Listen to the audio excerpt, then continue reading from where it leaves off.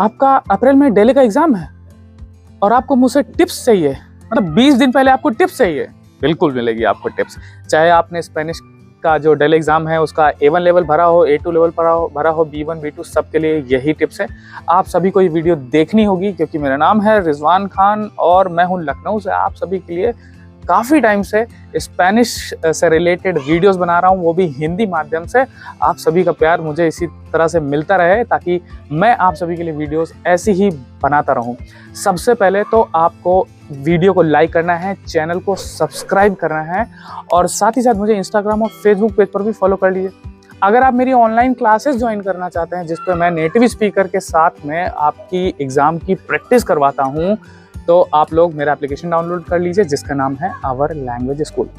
चलिए शुरू करते हैं इस वीडियो को।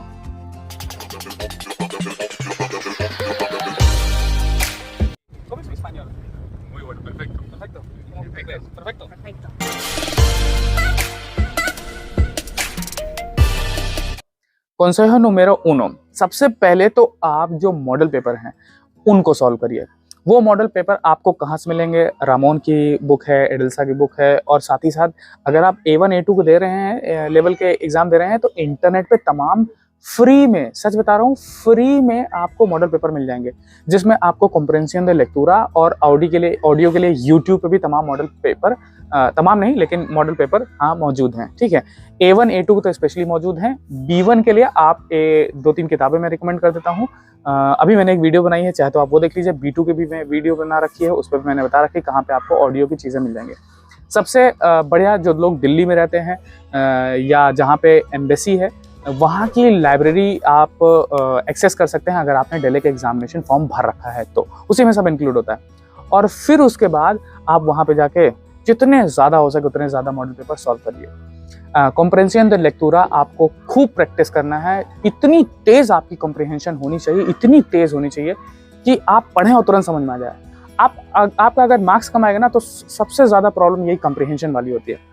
साथ ही साथ जो ओरल वाला पार्ट है, जो आप मॉडल पेपर लेंगे तो उसमें बहुत सारी इमेजेस डिस्क्रिप्शन होंगे।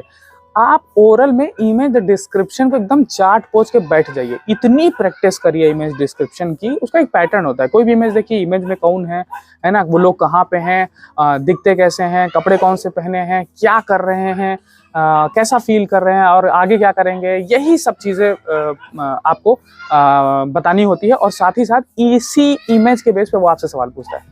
बस यही करना है आपको। आप खूब मेहनत करिए इमेज डिस्क्रिप्शन को सॉल्व करने के लिए और कॉम्प्रिहेंशन इंप्रूव करने के लिए। अब consejo número 2, अगर आप फेल होंगे तो आप एक रीज़न कहेंगे यार मैं फेल क्यों हुआ? फेल इस वजह से हुए क्योंकि तुम्हारी वोकैब जो थी वो कम थी।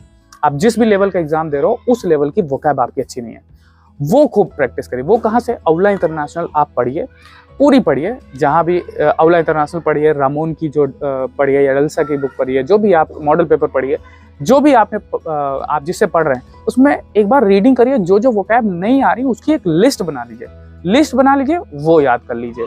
अब ये एग्जाम कोई वो एग्जाम तो है नहीं कि आप एक दिन पहले पढ़ के पास खोलो, लेकिन एक दिन पहले कोई चीज़ अगर करी जा सकती है तो वो है वोकैब याद करी जा सकती है, उसका रिवीजन किया जा सकता है। मतलब याद नहीं की जा सकती, रिवीजन किया जा सकता है। तो ये भूल जाओ, आखिरी के हफ्ते आपसे पढ़ाई होगी, ये भूल जाओ, कुछ नहीं होगा, कुछ समझ में नहीं, अरे भाई ये भी इंपॉर्टेंट था, ये भी इंपॉर्टेंट था, वहां पे आप अगला जाओगे। ठीक है, तो बेहतर है अभी से ही प्रैक्टिस अच्छे से कर लो। फिर अगला है राइटिंग प्रैक्टिस। देखो आप जानते हो कि आपके दो पार्ट होते हैं, एक तो ग्रुप 1 और ग्रुप 2। ग्रुप 1 में लेक्चर होता है और राइटिंग होता है। लेक्चर मेरे जैसे लेक्चर खराब था, अगर मेरी राइटिंग की मैंने प्रैक्टिस ना की होती तो मैं फेल हो जाता। ठीक है, तो ये समझ लीजिए कि आपको भी राइटिंग की प्रैक्टिस करनी है। आज के ज़माने में हम लोग सब टाइपिंग करते रहते हैं। अरे उंगली से इस्तेमाल करो पेन का और उसको लिखो, लिखने की प्रैक्टिस करो। मुझे ऐसा लगता है अगर 2 हफ्ते आप हर रोज़ एक आर्टिकल या एक जो उसका मॉडल पेपर में से कोई भी आप क्वेश्चन देख लीजिए और उस पर लिखिए।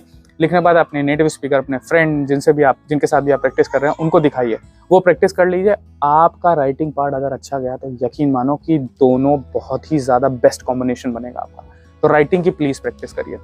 फिर उसके बाद है लिसनिंग की प्रैक्टिस। लिसनिंग की प्रैक्टिस जो है वो आपको इतनी करनी है कि मतलब सबसे पहला तो एक जो सबसे अच्छी राय है कि अगर आप लीड लगा के प्रैक्टिस कर रहे हो घर में तो लीड लगा के मत करो।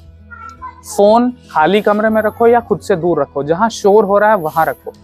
क्योंकि आपको अपने आप को डिफिकल्ट सिचुएशन में रख कर प्रैक्टिस करनी है ताकि वहाँ की सिचुएशन आपको आसान लगने लगे।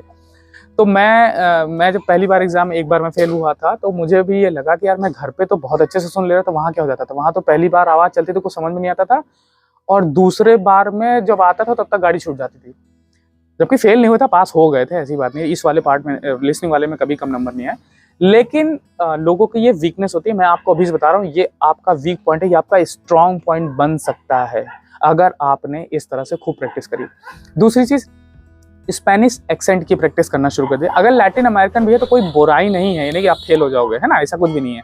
लेकिन आप आखिरी दिनों में स्पेनिश एक्सेंट की प्रैक्टिस करिए। वो कैसे करेंगे? स्पॉटिफाई पे कन्वर्सेशन सुनिए, और यूट्यूब पे ये लिखिए, क्वेंटोस कोर्टोस इन स्पेनियोल, ठीक है, क्वेंटोस कोर्टोस इन स्पेनियोल, ये लिखिए। और ये लिखने के बाद जब आप यूट्यूब पे वीडियो सुन रहे हो तो आप यूट्यूब पे जो वीडियो है उसकी स्पीड बढ़ा भी सकते हो और घटा भी सकते हो। आपको स्पीड बढ़ा के प्रैक्टिस करनी है, मतलब कच कच कच कच जल्दी जल्दी बोल रहे हैं। जब वो जल्दी की प्रैक्टिस करोगे तो वहाँ तो आराम से चलेगी, तो आप सुन ही लोगे, ठीक है।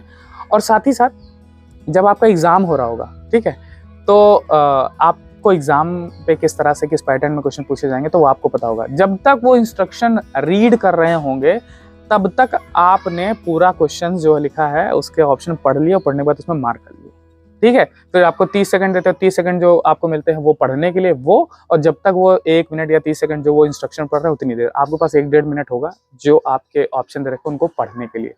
तो इन चीज का विशेष ध्यान रखना पड़ेगा आपको। एट द एंड आप सभी लोगों को, भाई लाइक तो कर दो यार, इतनी अच्छी मैं टिप्स दे रहा हूँ। आप पास हो गए तो एग्जाम फीस जो आपने भरी है 5-6 हज़ार वो बचेगा। ये हो सकता है मेरी टिप्स काम आ जाए, तो वीडियो प्लीज़ लाइक करिएगा और प्लीज़ चैनल को सब्सक्राइब कर लीजिए। आगे भी आपको बहुत काम पड़ने वाला है, क्योंकि मैं बहुत सी ज़्यादा अच्छी इंटरेस्टिंग वीडियोस बनाता हूँ स्पेनिश से रिलेटेड और करियर से रिलेटेड। फिर last but not the least, आपको नेटिव स्पीकर ढूंढने होंगे। नेटिव स्पीकर के साथ खूब कन्वर्सेशन करिए। क्यों कन्वर्सेशन करिए? क्योंकि वहाँ पे भी नेटिव स्पीकर आपका इंटरव्यू ले रहा होगा। अब जब घर में या आप डेली आपके कोई दोस्त उनके साथ प्रैक्टिस रोज कर रहे हो तो वो आपको कहे या तो नॉर्मल आदमी है, वरना ज्यादातर लोगों की हालत खराब हो जाती है। अभी आपको 2 हफ्ते ऐसा लग रहा है यार इस बार तो पैसे गए, इस बार तो फेल हो जाएंगे। कितने लोगों को ऐसा लग रहा है? नीचे कमेंट बॉक्स में लिखो, इस बार तो गए, पानी में नाव डूबी। लेकिन ऐसा कुछ भी नहीं है, डरिए मत। डरना एक स्वाभाविक चीज है। और डर कौन रहा है? डर वो रहा है जो कोशिश कर रहा है। वो आपके अड़ोसी पड़ोसी बाहर देखो जो सड़क पे इधर उधर चल रहे हैं, वो डर रहे हैं क्या? वो इसलिए नहीं डर रहे हैं क्योंकि उन्होंने डेली एग्जाम नहीं दिया। तो आप डेली एग्जाम दे रहे हैं, आप समाज से कुछ अलग एक एक्स्ट्रा काम कर रहे हैं। डरना स्वाभाविक है, और ये डर आपका गर्व की अनुभूति आपको करनी चाहिए कि आप डर रहे हैं क्योंकि आप जिंदगी में कुछ एक्स्ट्रा कर रहे हैं, अलग कर रहे हैं। और जब कहते नहीं है कि एकदम समतल जब समुद्र का पानी हो तो कोई भी नाव चला लेगा, लेकिन जब संघर्ष करना पड़ता है लहरों के अगेंस्ट में, तभी हम अच्छे नाविक बनते हैं। तो आप जिंदगी में बहुत अच्छे नाविक बनने जा रहे हैं। ये डेली एग्जाम आपको बहुत कुछ सिखाएगा, जिंदगी के सही तरीके आपको जीना सिखाएगा। स्पेनिश सीखने के बाद आपकी लाइफ चेंज होने वाली है, तो यार इतना डर सहना तो बनता है।